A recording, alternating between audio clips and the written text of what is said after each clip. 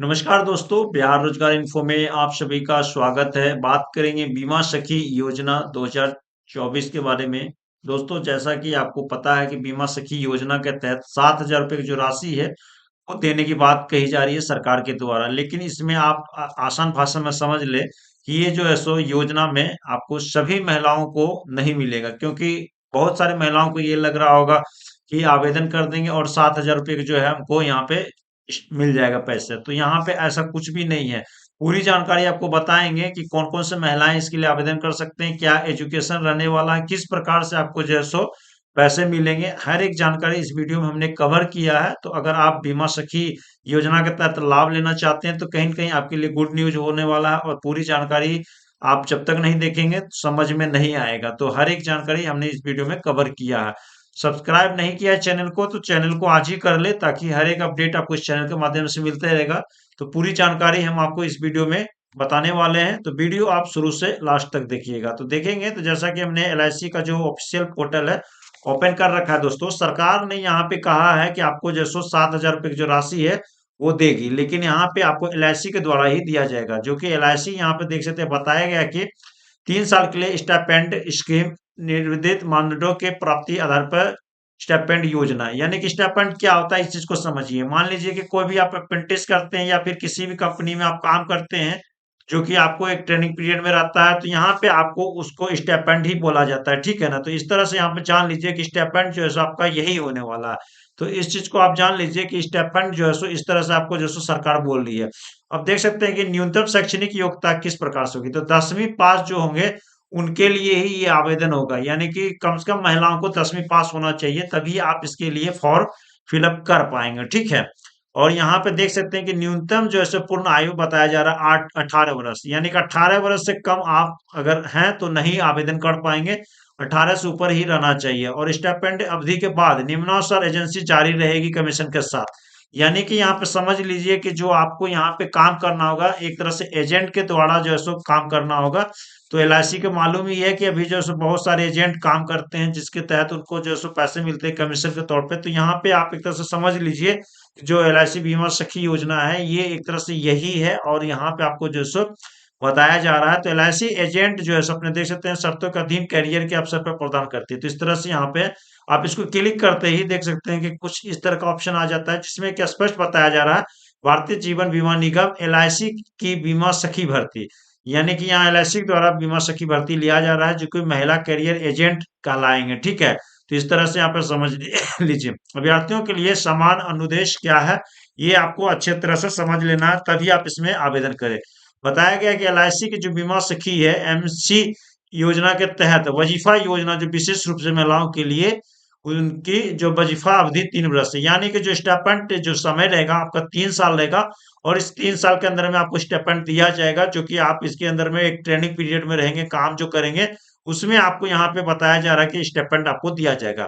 अब देख सकते हैं कि एमसीए योजना के अंतर्गत किसी व्यक्ति की नियुक्ति को निगम के कर्मचारी के रूप में वेतन भोगी नियुक्ति नहीं माना जाएगा। यहाँ पे एलआईसी द्वारा क्लियर कर दिया गया है कि जो भी आपका कार्य होगा इसके अंदर में निगम के द्वारा कर्मचारी को जो है सो वेतन भोगी नियुक्ति नहीं माना जाएगा। इस चीज को ध्यान रखिएगा। और 18 वर्ष से ऊपर आपको 70 वर्ष तक का जो आयु होंगे सभी आवेदन कर पाएंगे। न्यूनतम यहाँ पे 10वीं कक्षा उत्तीर्ण होनी चाहिए। और यहाँ पे देख सकते हैं एमसीए द्वारा प्रत्येक वजीफा वर्ष के दौरान पूरा किए जाने वाले प्रदर्शन मानदंड होंगे। यानी कि आपको प्रत्येक साल जो है सो आपको यहाँ पे देख सकते हैं कमीशन के तौर पे जो है सो अगर काम आप अच्छा करते हैं, आप अच्छा मतलब कि वर्क करते हैं, तो आपको यहाँ पे दिया जाएगा, ठीक है। अब यहाँ पे स्पष्ट आप समझ लीजिए कि किस प्रकार से देगा। तो देख सकते हैं कि देव वजीफा किस प्रकार से है, यानी कि स्टेपन किस प्रकार से। तो प्रथम जो है सो 7,000 रुपये आपको यहाँ पे वर्ष दिया जाएगा। और वहीं द्वितीय वर्ष जब आपका होगा तो यहाँ पे देख सकते हैं 6,000 रुपया दिया जाएगा। और यहाँ पे बशर्ते पहले वजीफा वर्ष में पूरी की गई कम से कम 65% पॉलिसियां दूसरे वजीफा वर्ष के संगत महीने के अंत तक प्रभावी होगा। तो यहाँ पे देख सकते हैं कि आपको बताया जा रहा है कि 65% जो पॉलिसी होगा आपको यहाँ पे जो पहले वर्ष के अनुसार से यहाँ पे 65% जो पॉलिसियां होगा वो आपको यहाँ पे करनी होगी। तो इस तरह से यहाँ पे आपको यहाँ पे लाभ दिया जाएगा। तो इस तरह से यहाँ पे आपको स्पष्ट बताया जा रहा है। तृतीय वर्ष में देख सकते हैं कि आपको 6,000 रुपया जो है सो आपको दिया जाएगा। तो यहाँ पे भी बताया गया कि बशर्ते दूसरे वर्ष जो वजीफा वर्ष में पूरी की गई कम से कम 65% जो पॉलिसी होगी वो तीसरे वजीफा वर्ष के संगत माह के अंत तक प्रभावी होंगे। तो यहाँ पे इस तरह से आपको देख सकते हैं कि जो आपका काम होगा उसके अनुसार से यहाँ पे आपको दिया जाएगा। और यहाँ पे क्लियर बताया गया है कि मौजूदा एजेंट जो है या कर्मचारी के रिश्तेदार या जो एमसीए ग्रुप में भर्ती होने के पात्र नहीं होंगे। यानी कि जो आप कोई रिलेशन में आते हैं किसी एजेंट के, एलआईसी एजेंट के, या जो कर्मचारी होते हैं एलआईसी उनके कोई रिश्तेदार आएंगे, तो आप इसके लिए आवेदन नहीं कर पाएंगे, इनका पात्र नहीं होगा। यानी कि आपका कोई रिलेशन नहीं होना चाहिए एजेंट से और ना ही कर्मचारी से। ठीक है, तो इस तरह के जो भी लोग हैं वो इसमें आवेदन नहीं कर पाएंगे, चाहे रिश्तेदारी में पति हो या पत्नी हो या गोद लिए गए बच्चे हो या किसी प्रकार के आश्रित होंगे जो माता पिता भाई बहन या सगे ससुराल, तो इस तरह के कोई लोग भी आवेदन नहीं कर पाएंगे। तो इस चीज को ध्यान रखिएगा। निगम के सेवानिवृत्त कर्मचारी या पूर्ण नियुक्ति चाहने वाले पूर्व एजेंट को भी एमसीए योजना के अंतर्गत एजेंसी नहीं दी जाएगी। तो यहाँ पे जो भी पुराने या नए कर्मचारी होंगे, जो भी यहाँ पे देख सकते हैं पूर्व एजेंट वगैरह, उनको भी यहाँ पे इस तरह का मौका नहीं दिया जाएगा भरने के लिए। देख सकते हैं मौजूदा एजेंट जो होगा एमसीए ग्रुप में भर्ती के लिए आवेदन नहीं कर सकते हैं, तो ये भी ध्यान रखिएगा।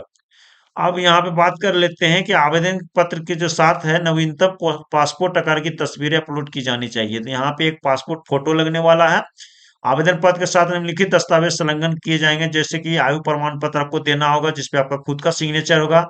पते के प्रमाण पत्र देना होगा जो कि आधार कार्ड वगैरह होगा, उसपे भी आपका खुद का सिग्नेचर होगा। और शैक्षणिक योग्यता मैट्रिक पास जो होंगे वो आपको देना होगा। और इस चीज को देख लीजिए करके आपको यहाँ पे नीचे आ जाना है। बीमा सखी के लिए यहाँ पे क्लिक करेंगे और उसके बाद में यहाँ पे देख सकते हैं कि आपका कुछ इस तरह का फॉर्म ओपन हो जाएगा, जहां से कि आपको यहाँ पे फर्स्ट टाइम में नाम लिख देना है। जेंडर में मेल फीमेल रहेगा, क्योंकि मेल के लिए नहीं है, इंडियन ही रहेगा नेशनलिटी में। अब देख सकते हैं डेट ऑफ बर्थ जो भी होगा आपको यहाँ पे मेंशन करना होगा। उसके बाद में यहाँ पे देख सकते हैं कि इंटर मोबाइल नंबर जो है सो वो आपको यहाँ पे दर्ज करना होगा। ठीक है, उसके बाद में नीचे आ जाएंगे। नीचे आ जाने के बाद में देख सकते हैं कि आपको यहाँ पे ईमेल आईडी जो है सो मांगा जा रहा है, जो कि ईमेल आईडी आपका चालू होना चाहिए। वो ईमेल आईडी आपको मेंशन करना होगा। Email address, inter address first और सेकेंड लाइन में आपको भर देना है। जो भी पोस्ट ऑफिस होगा या फिर जो भी जिला होगा या जो भी जगह का नाम होगा सारा कुछ करेंगे। पिन कोड यहाँ पे मेंशन कर देंगे। उसके बाद में नीचे आ जाएंगे तो देख सकते हैं कि are you the related to any agent. अगर आपका कोई भी एजेंट से रिलेटिव है तो आप इसके लिए जो एलिजिबल नहीं है, इस चीज को ध्यान रखिएगा। तो आपको नो कर देना, कोई नहीं है तो ठीक है। उसके बाद में यहाँ देख सकते हैं नीचे आ जाने के बाद में आपका जो है ये कैप्चा कोड है, इसको यहाँ पे फिलअप कर देना। ठीक है, और फिलअप करने के बाद में यहाँ पे देख सकते हैं सबमिट वाला ऑप्शन है और आपको यहाँ पे सबमिट हो जाएगा। तो इस तरह से आप जो है पूरी जानकारी प्राप्त कर सकते हैं और इस तरह से जो है सो आवेदन भी कर सकते हैं। तो ऑलमोस्ट यहाँ पे हमने आपको पूरी जानकारी बता दिया है। किसी भी प्रकार का बहकावे में ना आए, आपके साथ जो है सो सारी जानकारियां इसी तरह का है। तो जो भी बीमा सखी योजना के तहत लाभ लेना चाहते हैं, आवेदन करना चाहते हैं, तो कम से कम 10वीं पास होनी चाहिए।